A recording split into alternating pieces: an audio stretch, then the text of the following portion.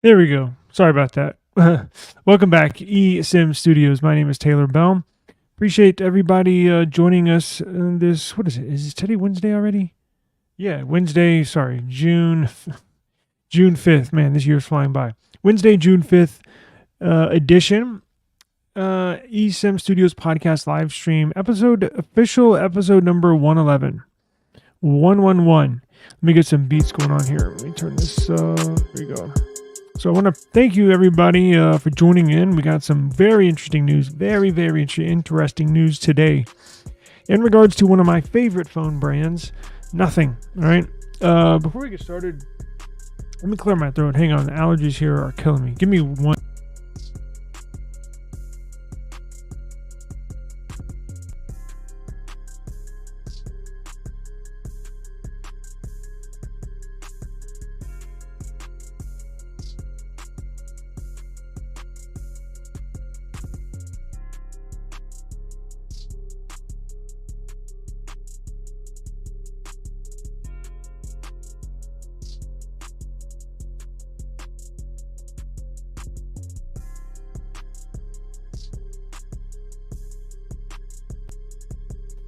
There we go.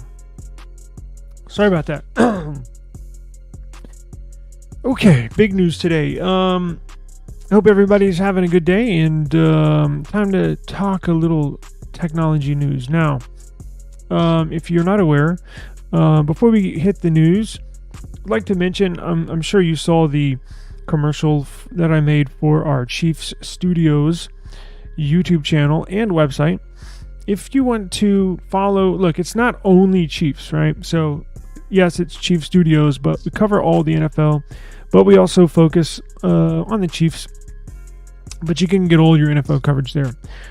Fred Davis and I are hosting that channel, and we're getting, as the season inches closer and closer and closer, we're getting more geared up. This year's going to be awesome. Got a lot of good stuff planned for the channel. A lot of good stuff. I'm not going to tease y'all right now, but we got interviews lined up, actual player interviews.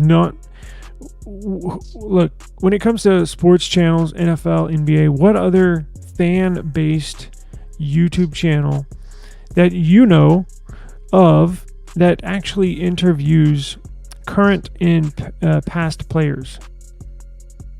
I can't think of any, honestly. I think we are. Look, I'm sure there's maybe one or two out there. I haven't seen them, but that's what's going to set us apart from other fan-based YouTube channels. We're actually going to have player interviews. We interviewed Patrick Mahomes Sr. Last season, among a number of other players. So the link is in our description box below. Simply search Chiefs Studios on YouTube and subscribe to the channel. And also check out our website, chiefsstudios.tech. Really cool. Now, what's also really cool is our application. But first, before we get into that, and that's where we're going to go anyways for the news, but if you catch us in the middle of the podcast, if you missed the whole live stream, simply hit the replay. I'm going to re-upload this. I'm going to cut off the intro, so if you want to watch the replay, just boom, we get straight to it, right? Or if you want to take us on the road, take us on the go, wherever you get your podcasts, right? Whether it's YouTube Music, Amazon Music, iHeartRadio app, Apple Podcasts. We're on Apple Podcasts. All you got to do, search eSIM Studios, and we will pop up. We are a certified podcast. Yes, it feels good to be certified. Certified and legit. Now, if you're unaware, getting back to our website, esimstudios.app, that's where we're going to run all of our giveaways. As you can see on the ticker on the bottom of the screen, esimstudios.app right there. All the tech news, everything tech related is there, right? Not just the news. Well, I got how to install the Gcam app on your phone to take better photos. You can enter our giveaway. We're doing one giveaway every week, so it's not a monthly thing, it's a weekly thing. And it's cool because in the past we used to run our giveaways here on YouTube through StreamYard, but you had to enter live while I'm recording, while we are live. look, some people missed out on, a lot of people missed out on it. Now you can go to eSIMstudios.app and simply choose, actually, you know what, let's go to it right now and I'll show you how to do it. Let's see. It is, where am I? Let me move this over here. All right, so check it out. So here's the home screen, Android news, all right, Apple news. We got all this right here, right? But check this out. If you go over here to the menu and you simply scroll down, you can listen to our podcast here on eSIMstudios.app, or you can watch our YouTube channel here on eSIMstudios.app. But look at this. You can get service. You need the best cell phone service. You want to find the best deals. I got them for you. For how to protect yourself from a SIM swap, I got you covered. You want to buy a used phone? I got the best deals. I got them right here. Watch us live, the unlocker, how to unlock your phone. I got an Android flash tool, but look, the giveaway. I need to change that icon. I'll do that after the show. But look, simply go to the giveaway.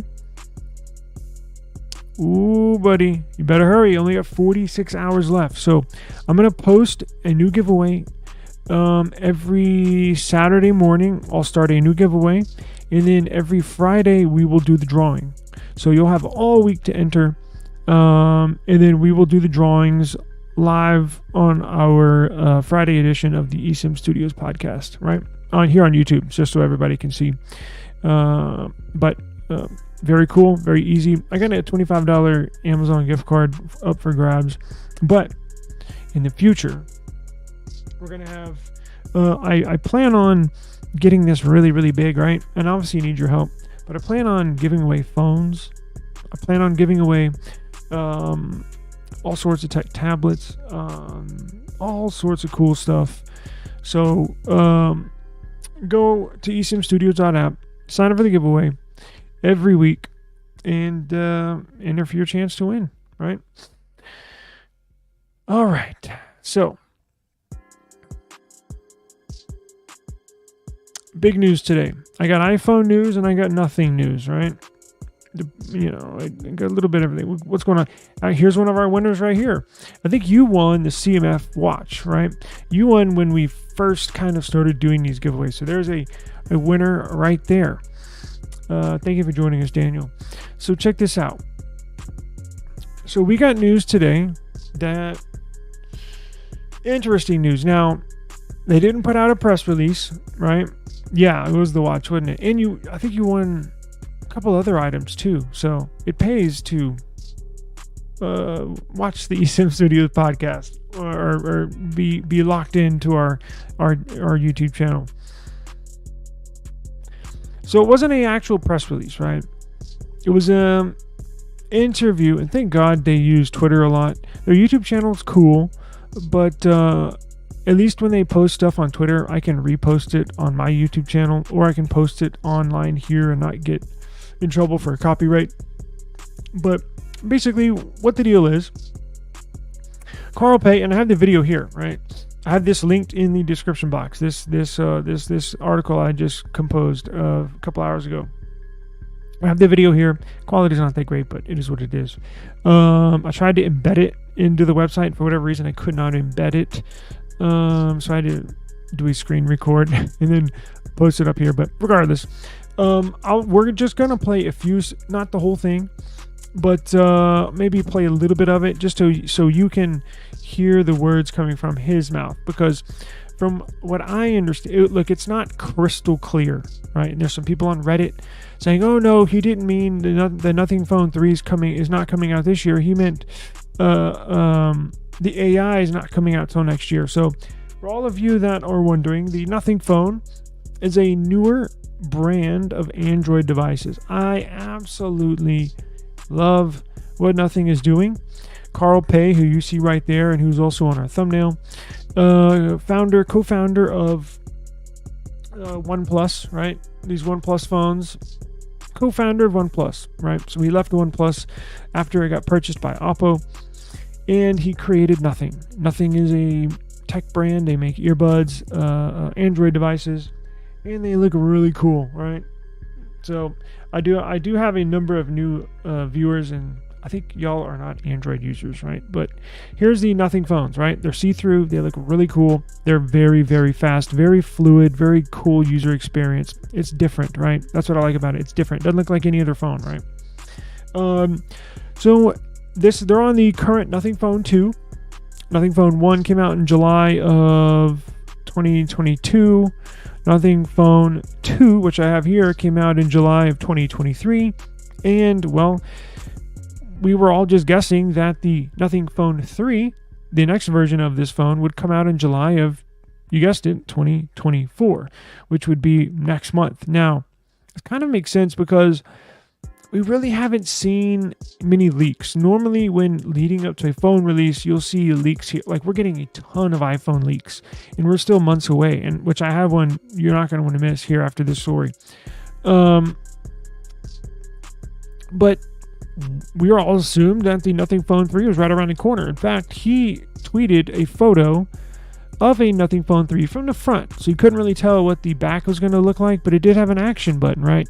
So look, Nothing does have a Nothing Phone 3 that they've put together and are obviously testing.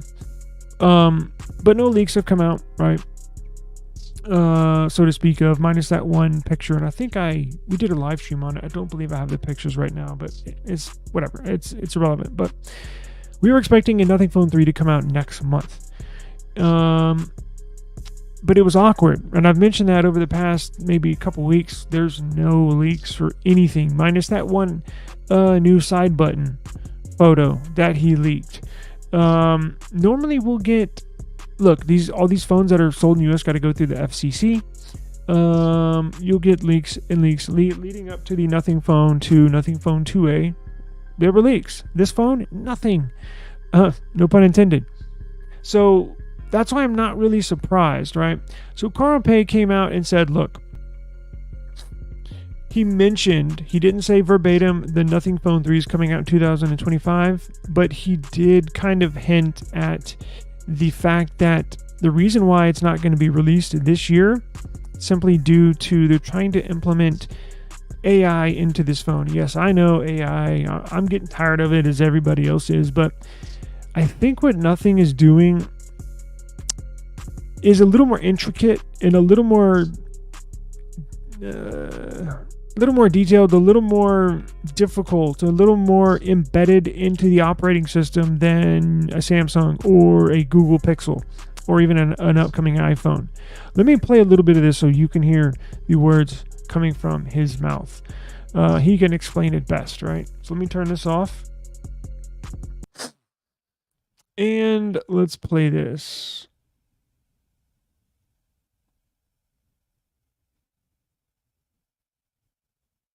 You know what? Hang on. I think I know what I did. Hang on. Shame on me. I didn't allow the audio. There we go. Okay. All right, there we go. Yeah, ready? AI is all the rage these days. It's always in the news. Feels like every company just wants to make all the products AI all the time, and understandably, consumers are a bit confused about what's happening. It's something I've been thinking about for a really long time, and Why is the today audio I'm ready so to share bad? more. I still think that smartphones is going to be the main form factor when it comes to AI first hardware because people love their phones. 1 billion are sold every year. On the smartphone, however, the user experience hasn't really changed for a really long time. In the last 10 or 15 years of smartphone development, everything's gotten faster and more beautiful and more fluid, but the fundamental experience hasn't changed. And what's really exciting about what's to come is that we're entering this post-app world, right? In the future, there will be no more apps. The operating system knows everything it needs to know about you, and it will call on all the services and string them together to make your day easier. It's not going to happen overnight because people also love their apps, right? People are really bought into their app experiences, be it Netflix or Spotify or Instagram. And you can't just ship a new product and be like, here, there's no more apps. Are you going to buy it? Of course, people are not going to buy it. So the challenge for us is to build a bridge from today's app-based user experience to tomorrow's post-app world. And we need to manage it in a really thoughtful way. And something I've been thinking about recently is Nintendo. They just want to create the most human and most fun experiences, and they're not in the same race as PlayStation and Xbox. So how can we be more like Nintendo? Just like how we wanted to make tech fun again, and we've been doing so through our product designs. I think in the next era of technological advancement, in the AI era, we should apply that same idea, right? How do we make it more fun? How do we make it more personalized? I think there's a lot of potential to make the experience way smarter, right? Like today, the different apps don't even talk to each other, but the device can potentially have all the information it needs about you to make the experience really seamless and smart. In the last 2 months, we started designing and building our AI experiences. It's still early days, it's still exploration, but we wanted to share with you. So I'm going to cut to the team in London to tell you more. Okay, so they're going to go to this software engineer who's one of their lead software engineers. He's on a lot of their marketing stuff you see on YouTube or on their website or here or launch day, all that stuff. He was lead engineer of the phone 2A. So we're gonna cut back. He's gonna talk, show you what it looks like, their AI implementation on the Nothing phone. I think this is a Nothing phone 2. And on second thought, I might want to look closer because this could be the phone 3. But you only get to look at it, screen down, so you don't get to see the back. But it could be because it takes a special CPU, and we'll get to that later too, to really push this AI now. It's in its early stages. So after he talks and shows you how the AI works on this phone, what they've been working on, it'll cut back to Carl Pei, the owner, founder of Nothing. And that's when he sort of expresses not necessarily, again, he doesn't say delay. Well, he words it very interestingly, but let's see what this looks like, right? So this is the AI they've been working on. So basically what they're doing is they're going to delay this phone 3 launch because Carl mentioned they've just started working on this 2 months ago. This stuff, as you know, very difficult, especially to implement on a software and then not have any bugs, not have any issues. Very difficult. And to get it done, look, their phone 3 is coming out would have come out next month. All right, that'd be the yearly cycle. So they had two choices. Nothing could either launch the phone 3 as is without this AI implemented and then update that phone at a later time down the road with this AI software, or they could just release this whole phone with the software on it at launch at a later date. And I believe that's what they're doing. Let's take a look at the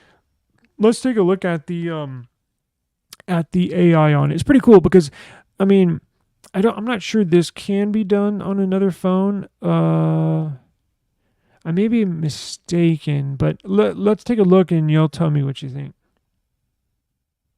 We have been exploring ways of deeply integrating AI into the operating system to give every single person a highly personalized experience. For instance, here, we tried to reimagine the home screen. We wanted to move away from it just being a launcher for different apps and services into becoming more of a hub of contextual, relevant information. For instance, the system was able to find this QR code ahead of my check-in tomorrow so that I get a really smooth That's the experience. phone 2. It also pulled out relevant content. That's the phone 2, by the way. Because I am looking at the antenna bands around the phone, and it's got the same bezel, and the same antenna bands are placed in the same spot. Plus, there's no action button, so that's a phone 2. Good news, because that their future AI will work on the 2. Okay. I might be interested in looking at. We were exploring providing every single person with a highly personalized companion that feels almost like a best friend. We built a really quick prototype of what that initial onboarding could feel like. Hello, it's great to connect with you. Let's start with a light conversation. Do you enjoy spending time with friends or family? I do actually. Thanks for asking. That's great to hear. When you think about spending time with someone special, what qualities or characteristics do you imagine they would have? That's a good question. I think they would be fun, thoughtful, and would have a good sense of humor. Hey Waleed, I'm happy to finally meet you. My name is Oliver. Hey Oliver, good to meet you too, man. How are you doing? Hey Waleed, I'm doing fantastic. Thanks for asking. How about you? Any exciting projects or plans on the horizon? We've all been playing internally with this prototype for the past week or so. we all managed to get different companions that feel uniquely tailored and personalized to each one of us. We've also been thinking about ways to give proactive-like capabilities to this companion and allow it to step out of the boundaries of specific apps or containers. In this instance, we can see it being shown on the home screen in this overlay-like fashion, But we could also let it surface itself on the lock screen through the glyph interface, or even allow it to tailor its communication with us through voice and sounds in our earbuds. All right, so those are some of our initial explorations, and expect to see. So as you saw there, we only got about a minute left. I'll rewind it a few seconds, but as you can tell, it was working on the phone 2. I'm sure they have prototypes manufactured already of the phone 3, but again, comes a critical point, and they had to basically make a decision. What do we want to do? Do we want to release the phone 3 and then update it at a later time down the road? Or do you want to package this all together and make this a real AI smartphone? I think this will be the first. I think what they're doing with this, and look, this quote real AI smartphone in the phone 3, it's going to look nothing like the smartphones in 5 years from now, right? In 2030, smartphones will laugh at this Nothing Phone 3 for being an real AI smartphone. But when you look at other phones right now, like the S20, like the Samsung, it was launched as being Galaxy AI. And it's really not, right? I mean, let's face it, doesn't have many AI. I mean, it was kind of overblown. But I think this will have the most true, real, authentic definition of artificial intelligence features out of any smartphone to date. Now, I don't know what's going to be released between now and when this comes out. So if they're talking about 2025, that's still at least 6 months away, right? But we'll get into it. Let's see what he says. Hang on, let me rewind it. I think we missed a key point right here when they go back to him. Yeah, the audio sucks. I'm sorry about that, but let's go. Through voice and sounds in our earbuds. All right, so those are some of our initial explorations, and expect to see some of these features starting to come out with the phone 3 next year, where we can really nail some of these user experiences. And recently I stumbled upon our initial vision film on YouTube, and so there you heard it. The phone 3 next year. Now, here's a question. To see some of these features starting to come out with the phone 3 next year, where we can really nail some of these user experiences. He said with the phone 3, you'll be able to use these features starting next year with the phone 3. So did Carl Pei mean you're going to get the phone 3 and these AI features on that phone 3 next year? Or did he mean we're going to launch the phone this year, but then in 2025 we will release an update with all these AI features on it that you will be able to use on your phone 3 next year? I don't really know, and that's what kind of leaves it up in the air, although I tend to believe that they are going to push and delay this phone 3 till next year. So nothing's set in stone, nothing's confirmed, and he still leaves a little bit, the way he worded it, still leaves it a little bit open to debate as far as what did he mean. I was on Reddit before I hit live here, and people were going crazy back and forth. No, he was talking about the AI. No, he meant the phone 3 is coming out now, and other people said no, the phone 3 is coming out next year. He said next year, so back and forth.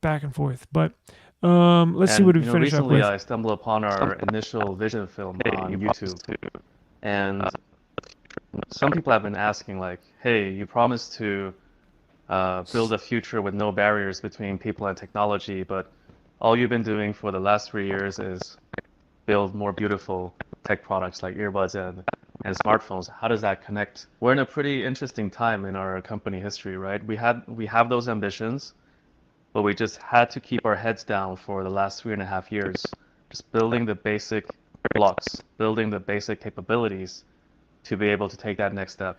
So very exciting times. Thank you all for tuning in, and looking forward to share more. The last 3 years is build more beautiful tech products like earbuds and smartphones. How does that connect? We're in a pretty interesting time in our company history, right? We have those ambitions, but we just had to keep our heads down for the last 3.5 years, just building the basic blocks, building the basic capabilities to be able to take that next step. So very exciting times. Thank you all for tuning in and looking forward to share more. So there you have it. Carl Pei on the update with their AI software that they're working on, and the, I guess you can say, potential Nothing Phone 3 delay, right? Pushing into 2025. Now, you heard him recognize some criticism he and or his company Nothing has been getting.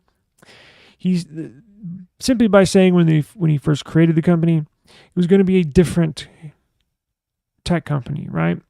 And they still are. But I think he's gotten some criticism, mainly from some dopes online on Twitter, Reddit, probably trolling him, saying, "Oh, you're going to be different, but all you've done is just make different looking phones," right? Well, true, but you have to give them Nothing as a company, Nothing as a team, Carl Pei, and the physical devices, you have to give them credit. It is incredibly hard. Look, the odds are stacked, and they still are. It's not they're out in the clear. Cards are stacked against Nothing as far as being a successful technology company. It's just not easy creating a tech company. Look, let's say I win the lottery, right? Let's say I win a $1 billion lottery. And I want to create my own cell phone, right? Do you know how incredibly hard that would be? Although it sounds freaking awesome, it would be damn near impossible. Now, he's got a head start. He's run and started a successful cell phone company before in OnePlus, built it up, and then Oppo bought him out. Not easy. So what they're doing different is basically at the moment making cool looking phones, right? As I mentioned, these cool looking phones, right? So you got these cool phones, and they have cool software on them. Very, very cool software, operating system. And another good part is they don't cost you an arm and a leg. Their flagship phone, I think, was $650. Their mid-range phone was $350. So you can get great experiences for cheap prices. But I guess he was acknowledging some criticism online by saying, you were set out to be this earth-shattering tech company, and basically all you've done is create phones and earbuds. It's like, yeah, but they've only been in existence for 3 years. So putting out 3 phones in 3 years, not to mention a number of earbuds, is again incredibly hard to do for a small company. Remember, sourcing, materials, parts, all that stuff. So he's saying basically over the last 3 years, all we've been doing is just putting our head down and working, trying to put out a good product, right, to set up in the future these possibilities of earth-shattering, whatever you want to call it. I don't know how far. You can't go much farther making a cell phone. So I don't know what these people want him to do, right? Do they want him to change the way a smartphone is? I mean, I guess so, but it looks like they're working on something special with this AI thing. You heard him say that in the first part, he was thinking about Nintendo, right? So you got PlayStation and you got Microsoft, Xbox. They're in for you can compare them to, let's say, Apple and Samsung, right? Huge billion-dollar companies that are in it to win it, that are backed by, again, billion-dollar marketing, billion-dollar revenues, million-dollar marketing campaigns. And they're going to put the latest and greatest specs. They can spend a ton of money in R&D and getting these products out. Nothing's on the other end. Smaller company, you have to watch every single penny that comes in and comes out. very strategic on the marketing side, because you can't go out and sponsor the Olympics like Samsung is doing this year.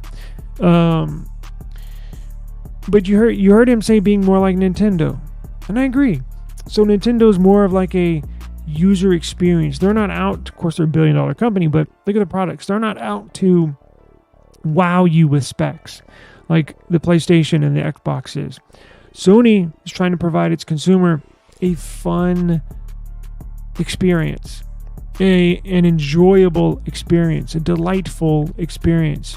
You actually like using a Nintendo for whatever product it is, right? Same thing with it, and I think that's a great comparison, because I've never even thought of that, but that's the feeling I get when I use the Nothing phones. It's just a really good experience. They're really community based, and that's what OnePlus, his previous company he built, was based, user friendly. This is kind of where Nothing's headed. So we'll have to see. Look, if that's their plans, so be it. Now, which makes you wonder. So if they don't come out with another phone, at least for another 6 months, and they're not going to push it out right when at the beginning of 2025, because that's when OnePlus launches their flagship OnePlus 13, and Samsung launches their flagship line this year, or I guess next year in January, the S25 series. So it's not even going to be 6 months. We're looking at probably they would do it, I'm assuming, whenever their AI cooked up software is ready for Showtime to be released. Who knows? I'm just saying early in the year. It could be later in the year. It could be another year from now. It could be June of 2025. But they're definitely not going to do it in January. So it's not going to be 6 months. So we're looking at possibly 7 to 8 months, right, from now. So what does that mean for their sales? I still think, because look, these companies are on a yearly basis churning out these cell phones. So they project revenue, right? Oh, well, we can project another $178 million in revenue in the month of July for the launch of our Nothing Phone 3. Well, that has to be wiped off the whiteboard, right? Their projections. And they're going to have to put some more marketing money and strategies behind the sale of their Nothing Phone 2 and their Nothing Phone 2A. Now, I believe they need to put a little more. They just hired a new head of the U.S. market. I forget his name. I could pull him up, but they need to do more. They need to, I'm not saying push a whole bunch of money in ads, but I mean, I guess technically yes, but be very strategic, right? Don't waste it. Nothing's very good with online social media marketing. I think they need to look, because they're going to have to lean on sales of these two devices to help revenue for the to finish out the year of 2024. If they're not going to release a Nothing Phone 3, because that was going to be a pretty big seller. I was going to buy that phone. I'm sure it would probably surpass the Nothing Phone 2 sales. We don't have numbers on sales, right? It's a private company, but I'm sure it's gotten pretty good fanfare. It's a really good device. You know what? It has a 2-year-old CPU in here, and it flies. It flies around. It's even faster. It's even better. Technically, benchmarks better than the Pixel 8 Pro. So, fabulous device, beautiful looking device. So, they're going to have to lean on the sales of the Phone 2A and their Phone 2 for the remainder of the year to help them go into 2023. Now, look, they just released some earbuds. You know what? They said they sent me some earbuds, but I haven't gotten them yet. I'll have to check my emails. I just forgot about that. I'll have to check my emails when I get off live stream, but they sent me earbuds. They're earbuds A, which everything I've heard sound great. So they make fantastic audio products. If you're an audiophile, if you love Bluetooth earbuds like I do, you might want to check out their Nothing earbuds. I've never used them before, so I'm very excited, very eager to get these in the mail and test them out. Basically, from everything I've heard, they make phenomenal audio earbuds. So definitely look into that, right? But yeah, it's going to be interesting to see, right? I have full confidence in them, in what they're doing, in their decision making. When it comes to this, if the phone 3 is ready, again, it's going to come down to, I want to know what your thoughts are, because again, I was on Reddit and there's people going back and forth, and Twitter too, about no, he meant they're releasing the AI software in 2025, and then some people are like, no, he meant the phone 3 in 2025. So again, it's not set in stone. It's not, he didn't say verbatim the phone is coming out in 2025. But after listening and watching to his little video there, in my opinion, it seems like the phone 3 is coming out in 2025, right? That's my opinion. That's what it sounded like to me when he was talking. But I mean, we'll see, right? I just don't know. There hasn't been anything else, any press release. Let me check and see if there's been a press release so far.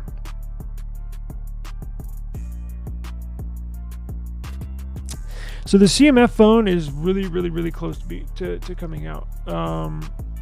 I think it's coming out next month, I believe. Let me see here. Let's see. Should be coming out next month. They just had a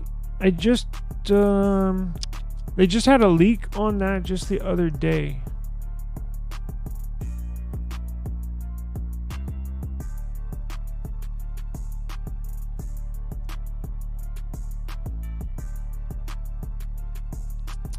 All right, so here we go. So here, I found this. Check this out.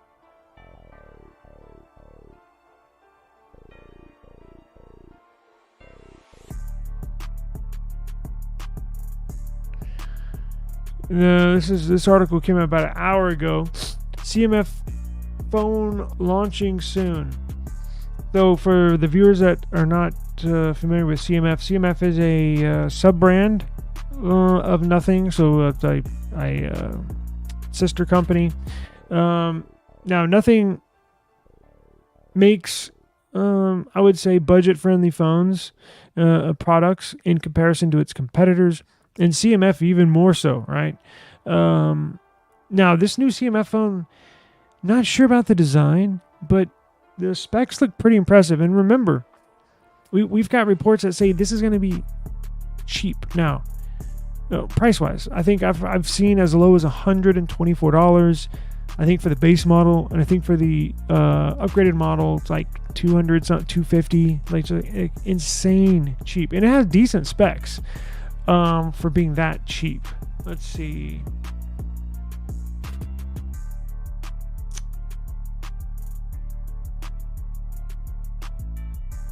So that little thing. Okay, where's my? Okay, so this thing we were checking out yesterday. We're like, what the hell is this? So look at this.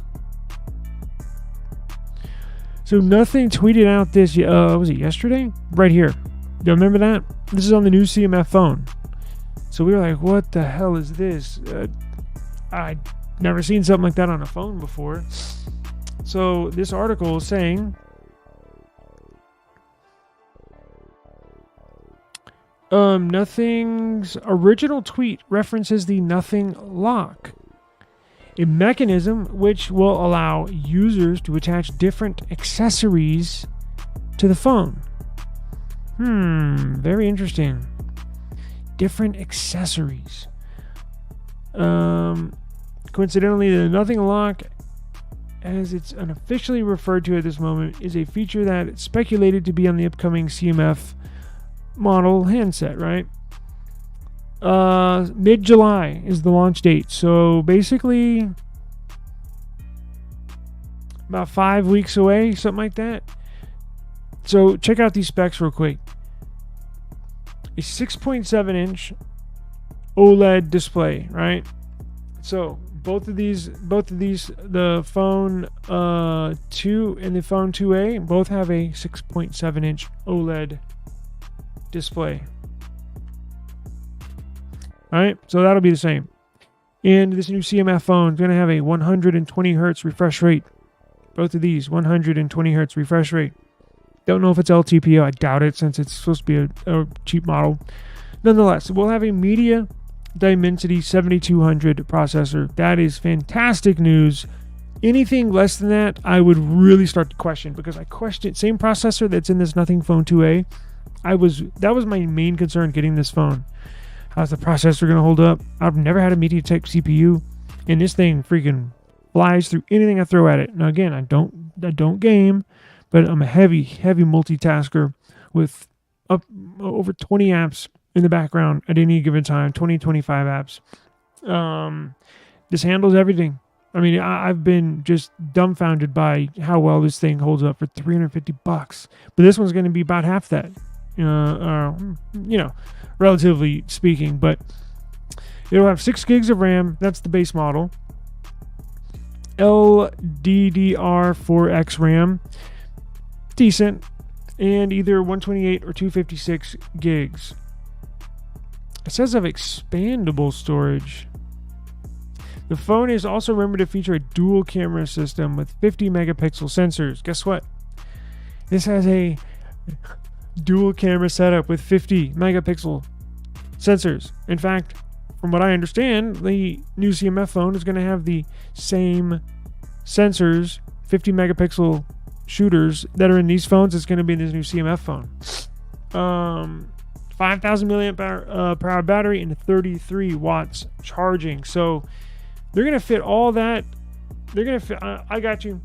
They're going to fit all this in a phone that's 150 to 250 bucks. Like, that's a wow. Okay. Now here's the thing. I don't know if they're going to release it. Of course, with nothing, the last couple of releases, I'm not really sure if they're going to release them in the US. Could be a market-specific device, meaning they only release it in India, Southeast Asia. We just don't know yet. If they were smart, I think I would allow United States users to purchase this device, meaning do similar to what they did with the Phone 2 or the 2A, where you can buy it. It's not for sale in the US, but you can technically buy it, right? On their website. You can buy this. You can buy their Phone 2A right now from the website if you're in the USA. I would make it available for people in the US, because this would be my go-to phone to recommend for somebody saying, hey, what's the absolute cheapest phone, budget phone I can buy, with cost being the absolute number one determining factor of the purchase.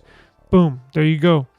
It'd be great just to buy to have in the closet to keep as a backup phone. And trust me, like when you buy these really, really cheap phones, like the OnePlus N30 or N300, oh man, they're a pain in the ass to use, because yeah, it may seem a little snappy at first, but after you load some data onto it and use it for a month or two, it's going to get choppy, it's going to get bogged down, sluggish. I don't think this is going to be the case with this one. From what they've done with the 2A, basically it looks like it has almost identical specs. I'm dumbfounded. I can't believe they've made a device that performs this well and is this cheap. So this will definitely be a go-to phone to get. What other picture do we have of it? Just this one up here too. So we got that one and we got this one. This is not really a picture, is it? Right here. So again, it looks like this. Look at the flash. It's in the same place, kind of. And look at those two cameras. Same place, right? So don't know what the back will look like. I'm sure it's going to look cool, right? They'll leave it up to nothing to make something look cool. So this looks like a no-brainer to me. So I'll definitely cover that. I'll definitely cover that release. And again, should be here in about 5 weeks. It says mid-July is the release date. Mid-July. So, let's see. Give me 1 second.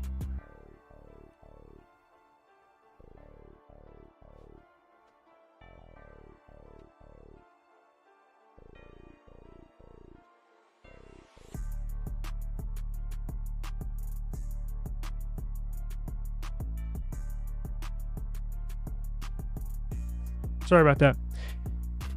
Yeah, so mid-July release date looks about to be. This is going to be a great budget phone, right? Great budget phone. It would be a good phone for first time for a child. It'd be a good phone for elderly, right? Grandparents, whatever. Oh, you know what? I want to get into the story real quick before we get out of here. I'm going to get out of here in about 10 minutes. I'm trying to limit these podcasts about an hour, but I did have something else I wanted to get into. So check this out. If we go over here to Apple News. So, I got these 2 stories real quick in regards to Apple. Which one y'all want first? iPhone 16 or the updates? Let's go with the iPhone 16 Pro. So the iPhone 16 Pro, look at these bezels. 16 Pro on the left, upcoming, unreleased, not released yet, on the left, and then iPhone 15 Pro on the right. So you notice anything? Pretty similar, right? But look a little closer on the edges. Look right here. Look at this border strip here, right? Inside the phone, and then look at this one. So the 15 has pretty slim bezels, but when you look at this upcoming iPhone 16 Pro, it's going to have the thinnest bezels out of any smartphone ever produced. Now, that'll probably be broken by Samsung, I'm sure, next year with the S25. I'm sure they'll have even slimmer bezels, but when this gets released, it'll have the slimmest bezels out of any phone ever produced, which looks cool, right? It gets you more immersive, bigger display. Eventually, there will be no more black strip around the display. It'll be just mid-frame, meaning the metal around the sides in display at some point, probably in the next few years. But iPhones, this is the real deal. You can expect slim bezels here on this iPhone 16 Pro coming up in September, mid-September, I think. Now check this out. Oh, that article is there too. If you want to read it, I got more details, but I got a few more minutes. So if you want to read it, be my guest. How slim will it be? 1 millimeter thick. Now look at this. Apple. Apple used to be the cornerstone when it came to software updates, right? Everybody was looking up at Apple just a few years ago, right, for their length of software updates. I remember, just probably 3 years ago, I think Android was at, 3 years of software updates and 4 years of security updates? I believe so.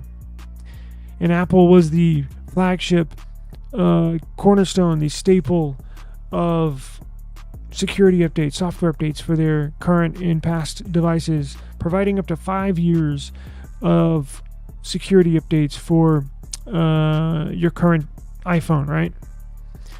Well, Samsung, I think, it was Samsung that went up to 6 years. Was it last year? Said, oh yeah, well, we can do that.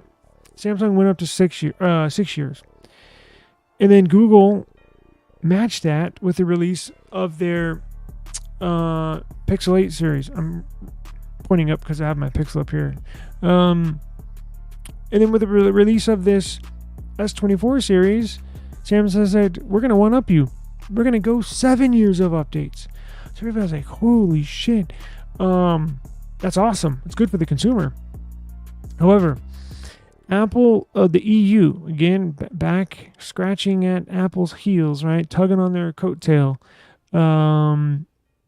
The EU, Apple has not clarified to the European Union just how long they're committed to updating their devices. And the EU said, we need clarity on the update status of your iOS devices. And Apple said quietly, they whispered this, but I caught it nonetheless, and I put it up here on the website for everybody to see and read. Apple quietly told the EU it's only going to be for 5 years, and that's it. Really? 5 years? Yeah, just 5 years. Which is kind of head scratching, because if you're in a fierce competition battle, they do outsell them, but nonetheless they're still in competition with Apple and with Google and Samsung.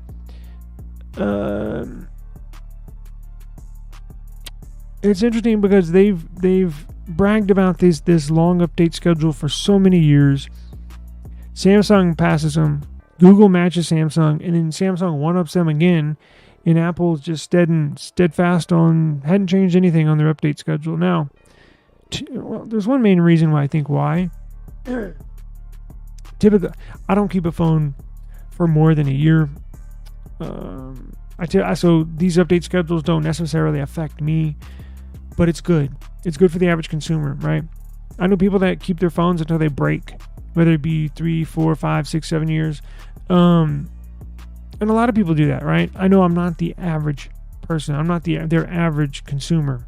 And you're probably not too, watching this. But think of your parents, right? Or think of your sister, right? That's not really into tech. She just needs a phone and gets an iPhone and uses it for, 3, 4 years. So I think Apple's not doing this. They're not keeping up to date. They're not trying to one up Samsung and or Google with these update commits, because I simply think Apple just wants you to buy a new phone. Plain and simple. I think that's it. I think like 5 years is enough. If we continue to go longer and longer and longer, people are going to hold on to their iPhones longer and longer and longer. They want you to buy a new phone every year. They want you to, right? They know that that's not possible. But let's make no mistake about it. They want you to buy a new phone. That's why they degraded batteries. That's why they were found guilty in court of degrading battery health in future software updates. So like the iPhone 11, when it got about a year old and it got the next version of iOS, right around the time the new iPhone 12 came out, Apple would purposely degrade the battery, make it sluggish, make it perform bad, so the user would get frustrated, fed up, and say, "Screw it! I'm gonna go get a new iPhone." They were found guilty of doing that, and I still think that lingers around in some of the aspects as far as how they do business or conduct business or make business decisions, such as this. They just want you to buy a new phone. That's basically what it comes down to. All right, Samsung and Google do too, but like there comes a point where it's like, well, shit, how long do you want to support these phones? For 10 years? I mean, that would be nice, but if you're the CEO of the company, let's say you're head of the company, that's going to hurt sales down the road, right? But you do want to show support for the consumer, that you will support these devices longer and longer and longer, because look, they're so powerful now. Look, you don't need one every year. It's my little splurge. Probably shouldn't, but I get one every year. A new model of every flagship phone every year. This S24 Ultra, I was just thinking this yesterday. It's so ironic. I was just thinking yesterday, damn, I could probably use this phone if I didn't upgrade and just held on to it for as long as possible, minus any drops, any breaks or anything. I could probably hold on and use this S24 Ultra, I was thinking, for probably a good 6 years, 5 to 6 years, before you start seeing the battery. Well, typically the battery goes first out of anything, right? These batteries in here last typically 4 to 5 years on average. then you're going to need to get it replaced because it just simply won't charge in form as it should. But minus the battery, right? If you take the battery out of it, I think this S24 Ultra and new phones moving forward, this includes the Apple 15 or 16 that's coming out. This includes the Pixel 9 or the 10s that are coming out here. These phones can last for a good, I would say 5-6 years, right? Somewhere around there. When you start getting into 7, that's when it's like, software compatibility, all that stuff. It comes into question. But, anyways, I'll leave that. I'll leave that right there. Apple also needs to upgrade its iCloud storage levels to better match competition. Options are too low for most levels. Yes, that's one thing that's been hasn't been bugging me because I don't use them or iCloud or anything, but I do know exactly what you're talking about. Their storage limits are pretty low, very low actually. Hopefully that's one thing that they'll put out there for, they'll announce it with the iPhone 16 or something like that. So I would hope so. I would like to think they would increase it. But you never know. They're really very stingy and very, close to the vest when it comes to that stuff. But I hope they do too, because that would help out a lot of people, right? Because I know some people that blow through that storage and they got to go look for other paid storage down the road, right? When you could just stick with Apple, right? So, anyways, that'll do it for the day. I got to run. We're right at the hour mark, but thank you for joining me today. I really, really appreciate it. Please subscribe to eSIM Studios, and we will bring you all of the latest and greatest tech news and reviews every single day. Hope you have a great afternoon. Please be safe. And as always, I will see you tomorrow. Peace. Don't forget, sign up for the giveaway. eSIMstudios.app. eSIMstudios.app. Free giveaway. Remember, it's in 40 hours?